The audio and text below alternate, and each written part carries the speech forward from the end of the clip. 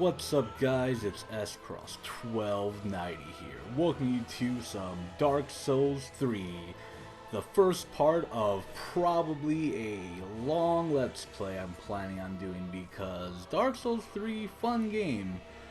Originally it was going to be Bloodborne, but that plan has changed because Dark Souls 3 came out. And I've been playing the crap out of Dark Souls 3, and I feel like we're going to have a lot of fun playing through Dark Souls 3 because it's fresh in my mind. Haven't played Bloodborne in a good while, and I'll probably forget a lot of cool, interesting stuff and get my ass kicked. So that's why those plans changed to Dark Souls 3.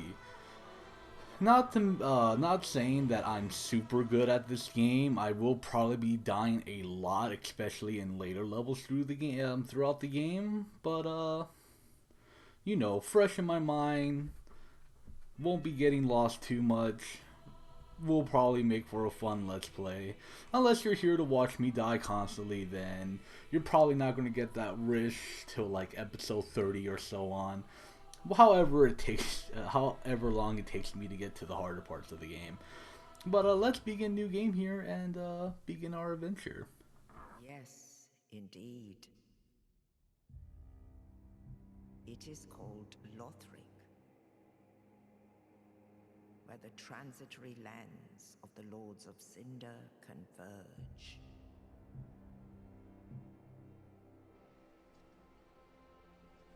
In venturing north,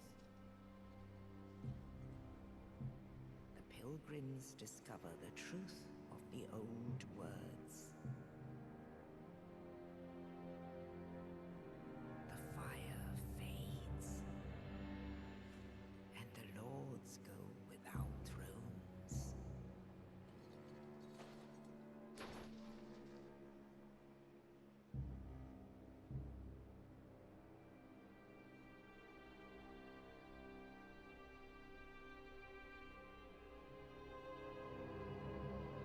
When the link of fire is threatened, the bell tolls, unearthing the old lords of Cinder from their graves.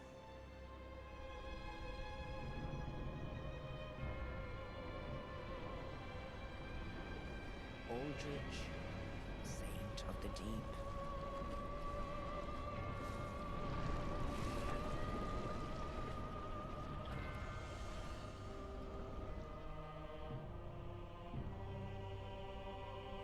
Farron's undead legion, the Abyss Watchers.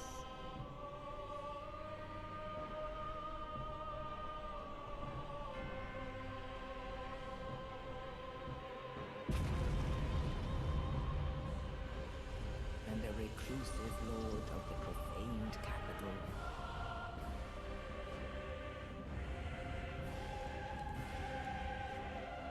Yon the giant.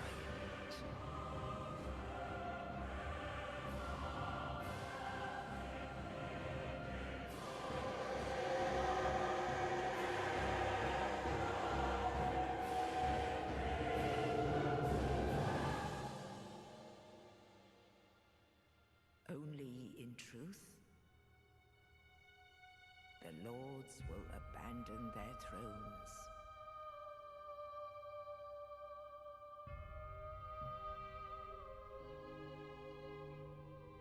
And the unkindled will rise.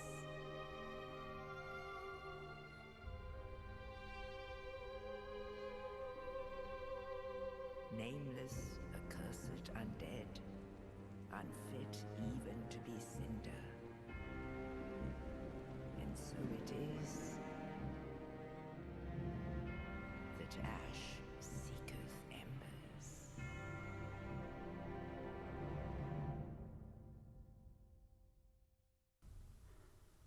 Well, that was quite the intro. All kinds of crazy shit are going on in this world. And luckily for us, we get to be part of all that. So here we are beginning the game. We are making ourselves a character here. We get to choose a name. I got a good name right here. My character is going to be named Stella because I like that name. And yes, I'm going to be playing a female even though I am not a female. Why am I doing that? Well, for reasons I'll explain later. We have our age here. We could be young, mature age. I like playing young because when you're a hero, I grew up on the idea that heroes are always young, but sometimes heroes could be old too, like super old heroes. Heroes could be all ages, but I like being young. Choose our class. We got all kinds of classes here. The classes in this game, as you can see, they have all kinds of stats. Their starting stats are all different. Honestly, unless you want to use the weapons and armor that the classes start with, I would recommend that you don't pick any of these classes other than warrior or the knight, because some of these characters start off with some pretty bad equipment.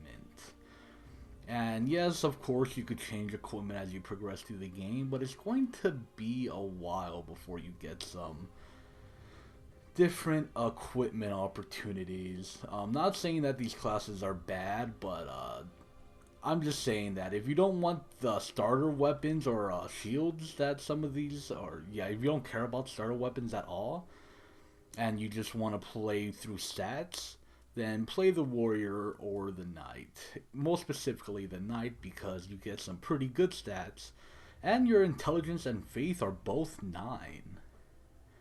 So yeah, it's a little low, but if you're doing it at like a magic build and don't care and want some pretty good starting equipment to help you through the beginning levels until you start gaining more equipment options, then yeah, Knight's the way to go. It's just going to take some extra points to be put into intelligence and faith if you're going down those builds, but not too bad, not too bad. You also start with 15 vitality, which is very good, for reasons I'll explain later. Burial Gift, Dark Souls fans, this is pretty much extra item. We got Life Ring, Divine Blessings, Hidden Blessings, all these fun goodies. Sadly, unlike Dark Souls 1 and Dark Souls 2, these items are actually not really useful. None of them are overly useful. Ones I would say that are useful would be the Cracked Red Eye Orb, if you want to like start off the game by evading people, which I'll get into more about later. That's pretty much just PvP in this game. Rusted Gold Coin. Actually, no, not really. Rusted Gold Coins increase your item discovery, so when monsters you kill, like, drop a certain item you want, like a weapon or armor, you can use that to increase your luck and hope for that item, but it's only for a short while. Sovereign, this soul item right here, pretty useful. That's the one I'm going to pick, and the rest of these aren't really that useful. A life ring, I would not recommend a life ring because you'll be able to buy a life ring a little bit later into the game, so don't worry about picking that. Yeah, I would just probably suggest the Sovereignless Soul because that's the one I always start off with, and that gives you free level ups. Or free money, whatever you want to use. But that's not why we're here. We're here to make our character look super beautiful. And because I don't really care for customizing characters, that's one thing about me that I like to think. Well, that's one thing about me that is pretty weird. I don't like customizing characters. I know a lot of people do. My friends really love customizing their characters to make them beautiful or disgusting. But I honestly don't care. So I'm just going to go with this, my first save here. And these are all my saved characters. There's my boring character where I just changed the hair and 2 eyes. There's my more colorful, boring character. There's a character with a tattoo on her cheek. Beautiful. And there's my only male character that I have, which is, he's actually pretty fun. I have him on a special build and it's a lot of fun. But I'm just going to go with boring female number 1 that I made. Yes, I want to load it because I don't know, this is just I just like this a lot.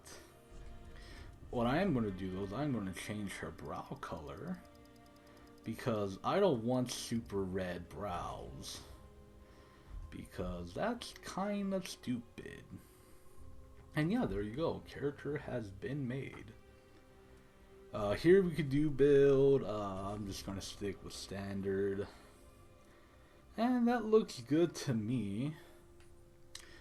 Yep, this is it. This is Stella, guys. We are going to go and become the greatest hero in all of Dark Souls 3. Just look at that beautiful knight. Look at all that beautiful shiny armor. Let's begin.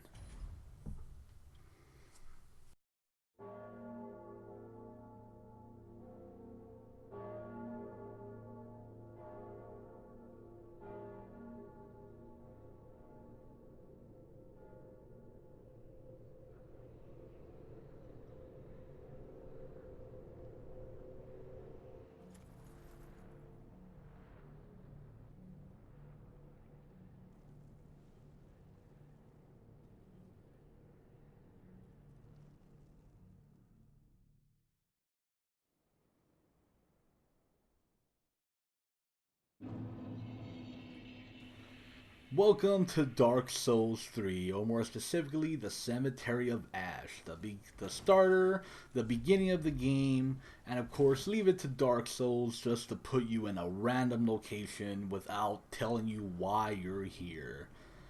But since we're here, we might as well forge on. So this is it, Cemetery of Ash, first level of the game. Not really though, I don't consider this being the first level of the game. This is more like a tutorial level to get you started off on the game. And there's nothing wrong with that. There's probably a lot of new beginners playing Dark Souls 3. I think that's what they were more intending for this game. Not saying that this game is really easy. This game is actually a lot more difficult than Dark Souls 2, and probably a little bit more difficult than Bloodborne, I would say. Bloodborne isn't really too difficult, but a lot faster pace in this game. For example, Bloodborne, your character is a lot faster than our characters in Dark Souls. Dark Souls is more of a tactical game where you have to have a little bit more patience and knowledge on the level to survive, pretty much. Not really in Bloodborne, you just have to outspeed enemies, and you know, you'll do fine. But this is Dark Souls, not Bloodborne, so we're going to be patient and more tactical, even though I'm just running through this level, slicing everything up. So, the knight here, starting off with the knight. As you can see, we get the long sword and knight shield, which has 100% physical guard reduction, which will serve you really well in the tutorial level and the first real level of the game. And the knight sword, really powerful. I love the long sword a lot, and I like it the most out of all the other classes. Oh my god, it's a bonfire! First bonfire of the game. GG. We beat the game. God, guys, we're so good. We made it to the first bonfire without dying. Just look how good we are. Woo! Not really, though. So here it is, first bonfire. Bonfires are checkpoints throughout the game. So when you're progressing through levels and you make it to a bonfire, that's your checkpoint. When you die, you could go to the, you'll respawn at the bonfire and have a swallow time. So now that we're pretty much out of the area where they tell us how to play, they throw us into this area, which is still tutorial-ish, but not too much anymore because, well, they're not telling you how to play the game. This might be a little bit more this is actually, what am I trying to say here? This is a little bit more challenging than the area we started off with. Not too much though, we're still fighting the same enemies. But right here, this begins.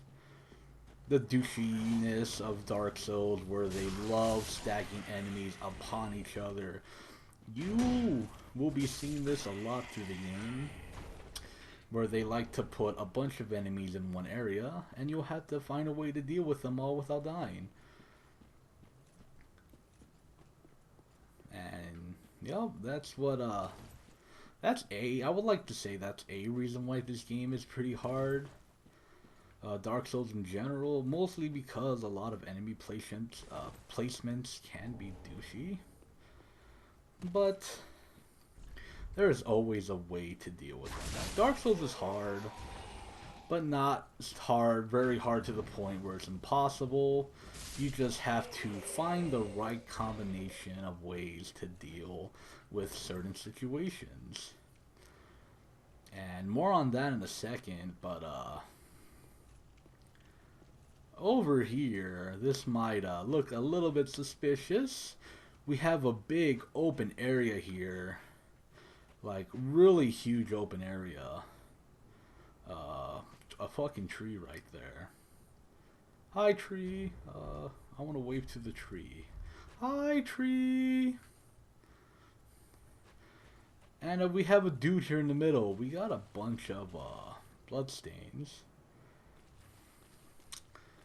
And the suspicious area, you're probably thinking that this might be a boss fight. Well, out of our stupidness and unable to progress through the game, let's pull that sword out of the chest and start beating him up like there's no tomorrow, because this is the first boss of the game. And if I could play better here and not get hit by his attacks, we're going to have a fun old time. So, Judix Grunder, first boss of the game, probably should have rolled there. Not that hard of a boss as you might believe it. You might be surprised at first if you're playing through this game for the first time. But really easy boss. Pretty much all you have to do is just roll to the left or right, unless you're playing a knight or a herald with the 100% block shield, then you can just block all of his attacks, please. And his second phase here, once you do enough damage, he'll enter the second phase. All you have to do is roll once to the left or right, and he'll never hit you. And there you go, first boss has been slain. I bow to you, sir. You were a pretty fun boss fight. And we get the coiled sword. So that's pretty much the tutorial boss. Not too hard, not too hard. I'm going to rest at this bonfire.